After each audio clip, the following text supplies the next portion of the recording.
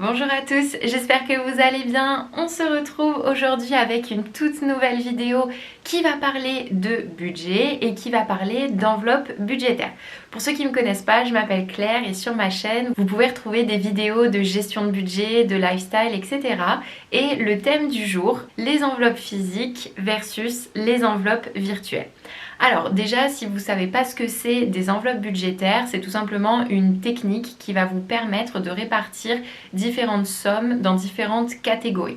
Et pour ça, il y a deux moyens principaux qui existent. C'est d'avoir des sous en physique, comme moi avec mon petit classeur d'enveloppes budgétaires. Donc vous voyez, j'ai catégorisé par exemple les vêtements, Noël, etc. Et à l'intérieur, on retrouve de l'argent liquide. La deuxième solution que je teste depuis quelques temps et qui me satisfait pour certains points, c'est une carte bancaire avec un compte bancaire et une gestion des enveloppes en virtuel. Donc entre les deux solutions, je vais tout simplement vous dire laquelle je préconise, pourquoi, les avantages et les inconvénients de chacune, et comme ça je pense que vous aurez tous les éléments pour pouvoir faire vos choix et pour pouvoir adapter cette gestion des enveloppes budgétaires à votre mode de vie et pouvoir l'utiliser pleinement à 100%. Alors, j'ai fait un petit papier où dessus je me suis noté justement les avantages et les inconvénients. Si vous en voyez d'autres, n'hésitez pas à me le dire dans les commentaires parce que j'ai peut-être pas pensé à tout. Je pense avoir pensé à des trucs mais peut-être pas à tout. Donc voilà, je suis preneuse. Alors, au niveau des enveloppes physiques, on va commencer par les points positifs. Le très gros point positif que j'ai réussi à tirer des enveloppes physiques, c'est de remettre de la valeur sur l'argent. Je vous promets que d'avoir un billet de 10 entre les mains, un billet de 50, d'avoir 150 € entre les mains, ça remet vraiment la valeur de l'argent. Ça vous rappelle ce que c'est. C'est beaucoup trop facile en 2023 d'arriver et juste de payer avec sa carte bleue et de ne pas se rendre compte des sommes que c'est. Quand on va faire les courses et qu'on donne 100 € en liquide plutôt que 100 € en carte, ça n'a vraiment pas du tout le même impact en fait. Donc voilà, pour moi c'est remettre de la valeur sur l'argent, se dire qu'il y a des choses qui coûtent vraiment cher. Quand par exemple vous allez acheter des vêtements ou des vestes qui coûtent 80 €, je vous jure, sortir les 80 € en physique, ça rappelle vraiment ce que c'est et ça fait beaucoup. Et voilà, remettre de la valeur sur l'argent. Le deuxième point très positif que j'ai trouvé aux enveloppes physiques, c'est tout simplement avoir de la monnaie sur soi et donc ça va être plus facile à gérer dans toutes les enseignes qui ne prennent pas forcément la carte bleue. Je pense par exemple au marché. Au marché, c'est vrai que très peu de commerçants prennent la carte bleue. Comme je vous avais expliqué, moi des fois quand je vais boire des verres dans Bordeaux avec des amis, la carte bleue n'est acceptée mais qu'à partir de 10 €. Sauf que si moi je veux prendre qu'un seul verre, souvent du coup ce que je fais c'est que je paye 2 verres et ensuite l'autre personne me paye un autre verre. Enfin, on s'arrange comme ça, mais c'est vrai que ça pousse à la consommation de ne pas avoir la somme précise. Donc voilà, ça c'est le gros avantage des enveloppes physiques, d'avoir de la liquidité et donc de pouvoir payer le juste prix. Attention tout de même, parce qu'on peut payer le juste prix, mais dans certains cas non, étant donné qu'il faut l'appoint, et avoir l'appoint, c'est encore un autre débat, mais bon, personnellement, je ne suis pas du tout de la team pièce, etc. On va passer au point négatif. Alors pour moi, le plus gros point négatif des enveloppes physiques, je ne l'ai pas forcément ressenti dès le début, mais maintenant que je commence à avoir une certaine somme sur moi, c'est clairement le montant que ça représente en cas de problème. C'est-à-dire si demain, moi personnellement, me balader avec 1000 € en physique sur moi, c'est hors de question. J'ai beaucoup trop peur. J'aurais trop peur qu'on m'agresse, que ça se voit sur mon visage. Et oh, j'ai 1000 € de billets sur moi. Non, vraiment, c'est une crainte que j'ai. Donc pour moi, ça c'est un vrai point négatif. C'est quand ça reste des petites sommes, ça va et ça dépanne très bien et ça fait très bien le job. Maintenant, quand ça commence à être des grosses sommes, attention. Un autre point négatif que j'ai pu tester et qui m'a un peu saoulée, c'est qu'on ne peut pas faire d'achat sur internet. Ça c'est vrai, j'y avais pas pensé, mais au début je mettais absolument tout en enveloppe physique pour justement me remettre la valeur de l'argent, etc. et je me suis rendu compte que ce mode de fonctionnement ne me convenait pas du tout.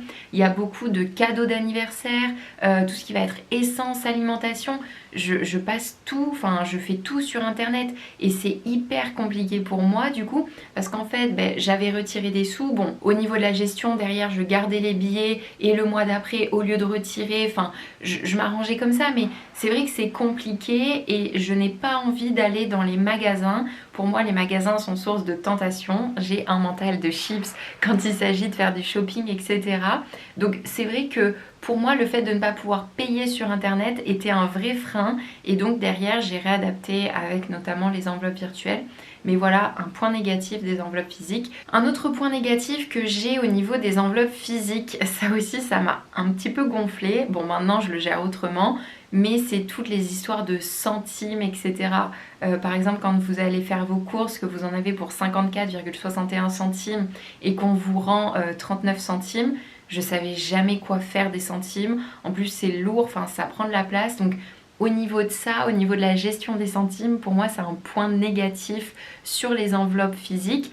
Après, suivant vos objectifs, ça peut devenir un point positif, étant donné que je connais des personnes, c'est ce qu'ils font, que par exemple, quand ils en ont pour 54,61 €, les 39 centimes restants, ils les mettent dans une enveloppe, entre guillemets une tirelire, et ensuite ils accumulent jusqu'à avoir une certaine somme, et ensuite ils ramènent tout à la banque d'un coup. Ça leur permet de constituer une épargne en fait avec des petits centimes. Moi, encore une fois, personnellement, ce n'est pas mon mode de fonctionnement, mais ça peut être une astuce. Si vous voulez pas avoir à gérer ces centimes, et bien tout simplement mettez-les de côté, accumulez jusqu'à arriver à une belle somme et remettez tout à la banque. Voilà au niveau des enveloppes physiques. Si vous avez des questions, n'hésitez pas à me les poser dans les commentaires.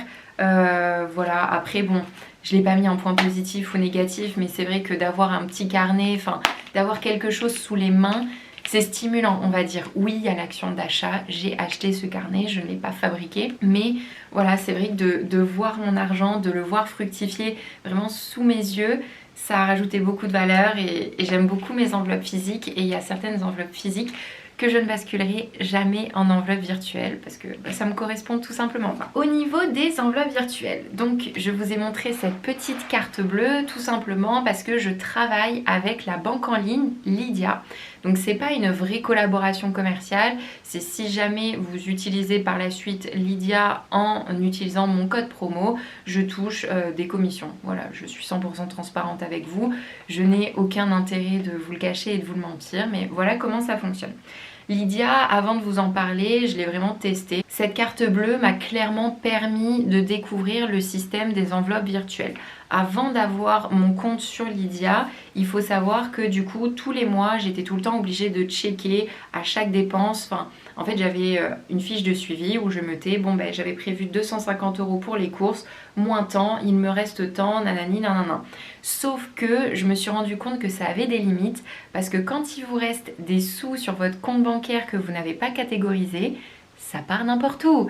On va pas se mentir, on est des humains, hein. Moi personnellement, bon, j'ai réduit mes modes de consommation, mais je consomme encore beaucoup.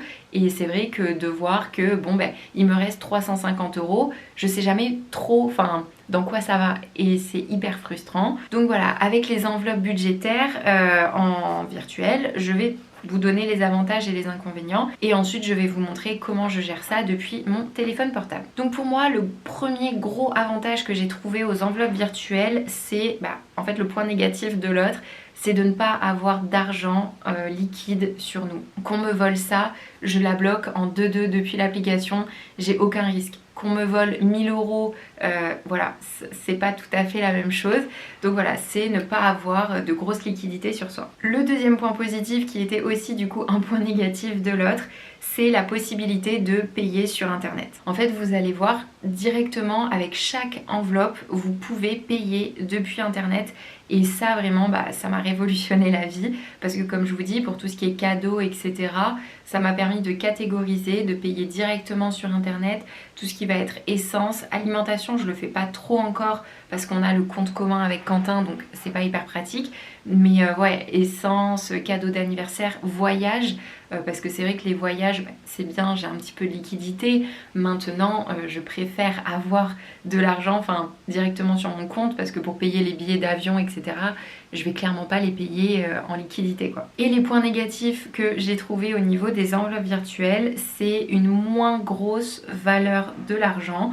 En fait, voilà, c'est ça, les deux, entre points positifs et points négatifs, vont se retrouver. C'est que vous allez voir sur l'application, il faut toujours, avant de faire un paiement, penser à savoir quelles enveloppes vous allez débiter pour payer avec votre carte bleue. Et ensuite, un autre point négatif que j'ai trouvé, c'est que tous les commerçants n'acceptent pas les paiements par carte bancaire. Donc voilà, toujours bien d'avoir un petit peu de liquidité dessus. Malgré tout, comme je vous dis, chaque système a ses avantages et ses inconvénients. Alors je vais me décaler et je vais vous partager mon écran ici, comme ça vous verrez en même temps ce que je fais. Donc voilà comment se présente l'application Lydia. Donc comme vous voyez en haut, j'ai un solde Lydia et ensuite on voit toutes mes différentes enveloppes budgétaires. Donc il ne me reste rien pour le sport, il ne me reste rien pour l'essence, j'ai été faire l'essence. En beauté, il va me rester 5 €, vêtements, je n'ai plus rien et voyage 100 €.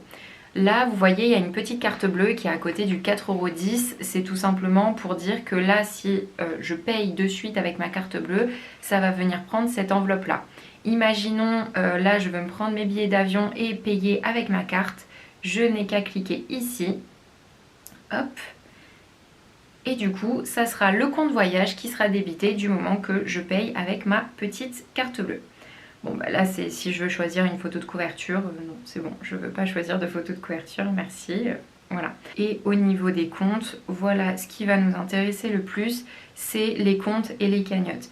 Imaginons que je veux recharger mon enveloppe beauté à partir de mon solde où il me reste 4,10 €. Je n'ai qu'à appuyer sur le petit plus. Allez, je vous le fais en live, je crédite de 2 € depuis mon solde de Lydia.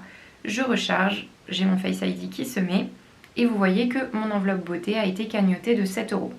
Attention par contre quand vous remplissez vos enveloppes budgétaires, suivant le niveau que vous avez pris dans Lydia, là si vous avez la carte gratuite comme moi, ce que je vais vous conseiller, c'est plutôt de rentrer dans votre compte bancaire de base, là où vous percevez votre salaire, votre IBAN Lydia, pour ensuite pouvoir vous faire des paiements. Parce qu'en fait, on peut recharger, comme je vous ai montré, directement depuis sa carte bancaire. Par contre, c'est limité à 200 € sans frais quand vous êtes sur l'option de base de Lydia. Voilà. Donc, comment on crée une enveloppe? On va tout de suite créer une enveloppe alimentation, comme ça, vous l'aurez vu. Donc ici, créer un compte, enveloppe, gérer un budget, créer, alimentation. Hop, on va mettre, je sais pas, burger. Et voilà, vous avez une nouvelle enveloppe qui a été créée, une enveloppe alimentation. Donc c'est vraiment très très simple, hein. Franchement c'est hyper intuitif. L'avantage que vous avez aussi, c'est de pouvoir créer des cagnottes. C'est-à-dire demain il y a l'anniversaire d'un ami, vous voulez tous mettre 20 €, vous partagez le lien de la cagnotte, tout le monde met 20 € et vous pouvez payer directement depuis la cagnotte sur un site internet. Ça va en fait vous permettre, comme d'habitude, moi je l'ai déjà fait, je paye avec ma carte bleue et ensuite je me vire l'argent de la cagnotte. Non, là vous pouvez le faire vraiment directement, donc c'est plutôt pratique. Et là, donc c'est ce que je vous parlais, les différentes formules Lydia. Donc avec la formule standard, vous avez vos remboursements entre amis, machin et tout. Des retraits sans frais jusqu'à 250 € par mois et surtout aucun frais à l'étranger. Ça, je regrette de ne pas l'avoir connu plus tôt. Tout simplement parce que quand on est parti en Albanie, que Quentin a retiré 10 € et qu'il s'est pris 5 € de frais bancaires, franchement pas cool, pas cool du tout. Bon, vous voyez qu'avec la carte gratuite, il n'y a pas non plus toutes les fonctionnalités, hein, qu'on soit bien d'accord. Ensuite, vous avez une carte à 7,90 € par mois, où là, vous avez déjà beaucoup plus de services, vous avez des garanties, etc. Et vous avez ensuite la carte Black avec encore plus de services. Vous voyez un plafond à 25 000 €. J'aimerais un jour atteindre des plafonds à 25 000 € le mois. Ce serait cool. Et voilà. Sinon, si on est sur la carte standard, c'est complètement gratuit. Donc juste commander cette carte ne vous coûte rien. Mon code promo au niveau de Lydia, le mien en tout cas, si jamais vous commandez une carte bancaire, que vous effectuez 5 paiements d'un minimum de 5 € chez 5 commerçants différents, et bien vous aurez 10 € offerts à partir après le 5e paiement. Donc voilà, 10 € offerts, ça fait toujours plaisir. Vous dépensez 25, vous gagnez 10. Mon code promo à rentrer du coup ici dans renseigner le code, c'est Jeune et Active. Je vous le mettrai ici. Écoutez, j'espère que cette vidéo vous a plu et a pu vous éclairer sur les avantages et les inconvénients des enveloppes physiques et des enveloppes virtuelles. Encore une fois, si vous avez des questions, si vous avez des choses à dire, n'hésitez pas, les commentaires sont là. N'hésitez pas à mettre un petit pouce bleu à la vidéo pour soutenir la chaîne et à vous abonner. Et puis voilà, c'est tout pour cette vidéo. Je vous souhaite une très bonne journée et je vous dis à la prochaine pour une toute nouvelle vidéo. Salut!